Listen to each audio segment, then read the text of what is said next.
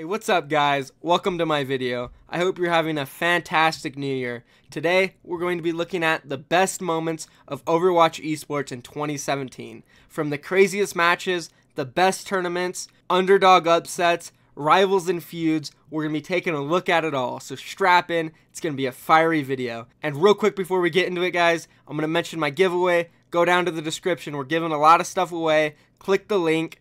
And let's see if we get this video to 1,000 likes, guys. That would be absolutely amazing if we could do that. So smash that like button.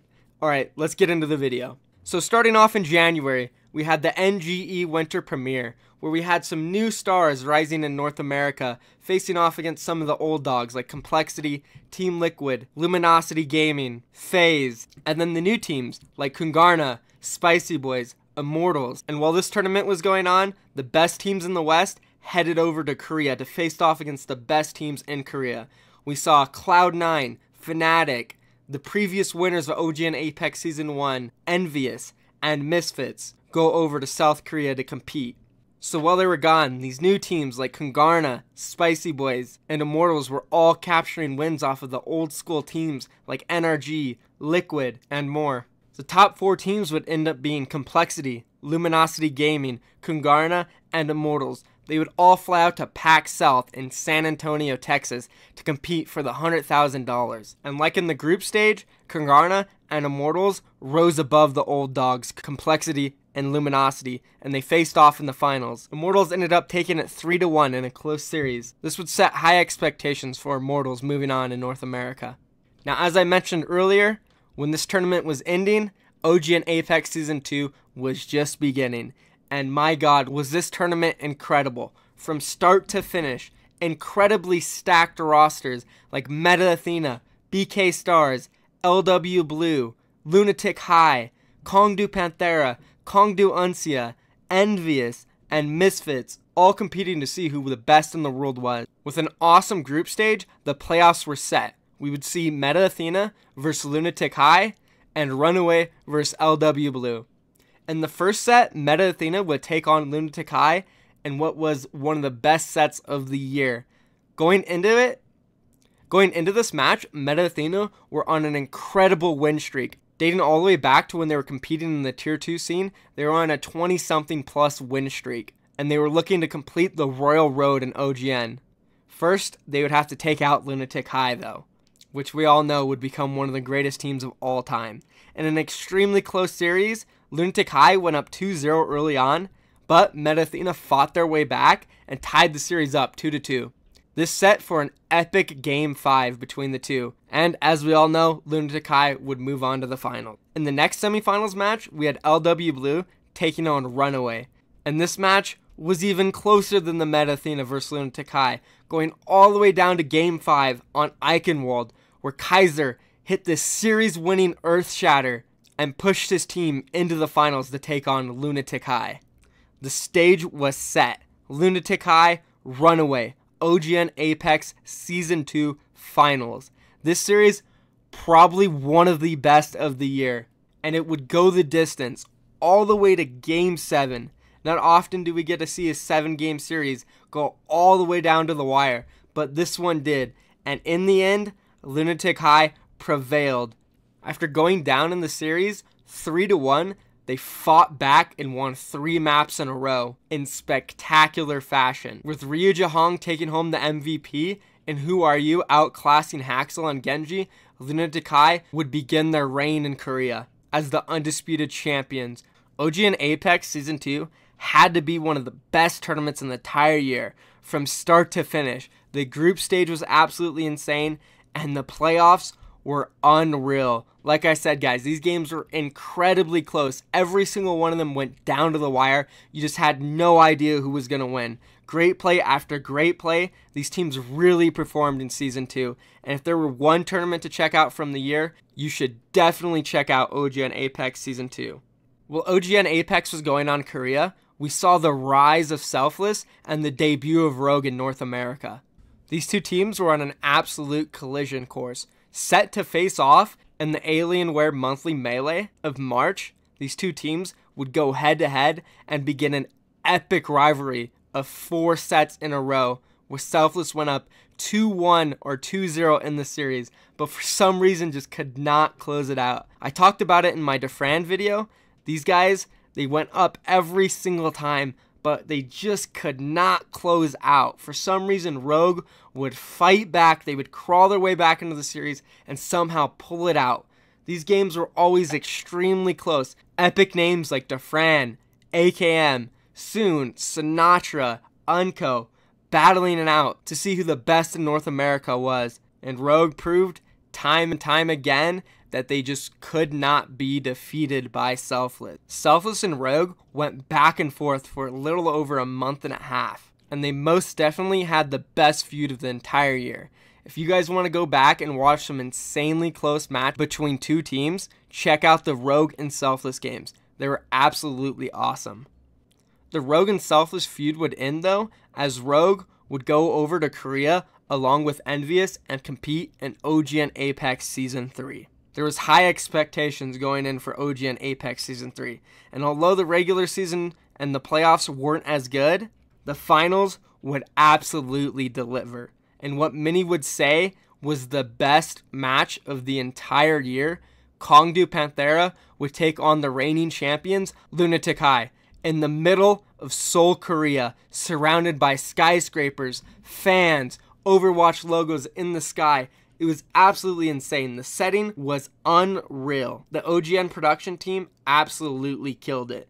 And Kongdu Panthera and Lunatic High, they absolutely killed it as well. This series was crazy. Start to finish, every single map was extremely competitive, and it went down to the last team fight.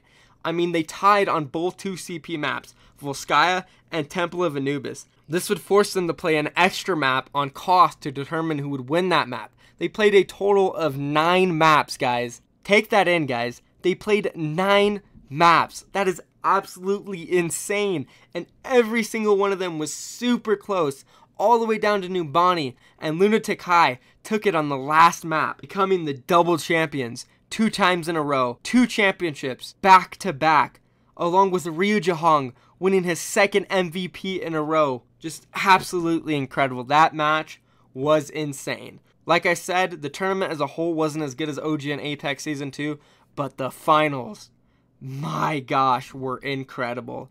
Seriously, guys, if you got time, go back and check the OGN Apex Season 3 finals between Kongdu Panthera and Lunatic High. Unreal. I mean, it left me speechless.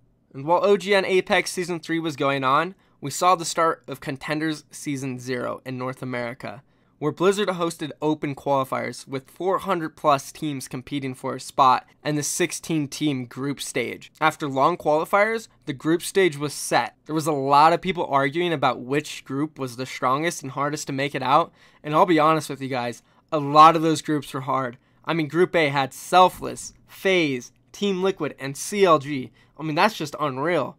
Group C had Arc 6, Immortals, FNR GFE, and Tempo, another hard group. And then Group D had Kungarna, Cloud9, Renegades, and Hammers Esports. Group D would prove to be the closest though, as Kungarna and Cloud9, after a total of 24 maps played in a double round robin, ended up with a deadlocked tie on points. 3 control points would decide which team would move on to the playoffs and have a chance to make it into Season 1, and which team would go home packing. And let's not forget the Twitter beef that was going on between me and a lot of the Cloud9 members as well. This match was absolutely epic and stood out from the rest in Season 0. Going into this match, my team wanted nothing more than to send Cloud9 packing and to prove we were the better team. The match would start and each team won a control point, leaving the score 1-1. The last control point, University, would decide which team would move on.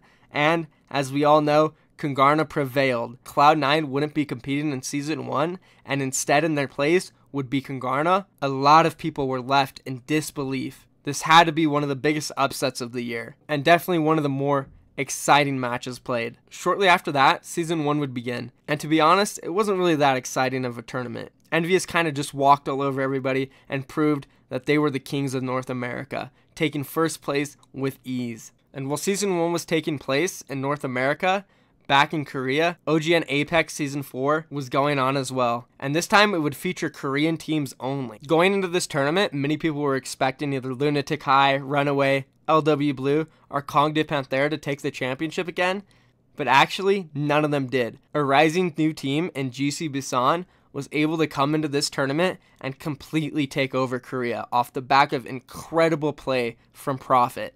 In the group stage, they would beat Lunatic High 3-0, not once, but twice. Taking out the double champions 3-0 twice left a lot of people absolutely flabbergasted. They would then go on into the semifinals, where they also took out Cloud9 Kongdu 4-0, setting the stage for another epic best-of-7 finals against Runaway.